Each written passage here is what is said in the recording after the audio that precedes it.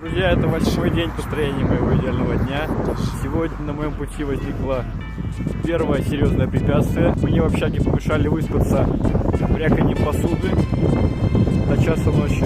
Ну и дьявол подумал, что у него есть шанс меня остановить, приклеить меня к теплой кроватке.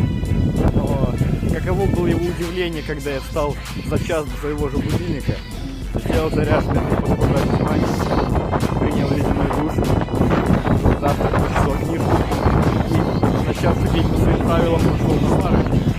А также сегодня провел отличную тренировку по армрестлингу.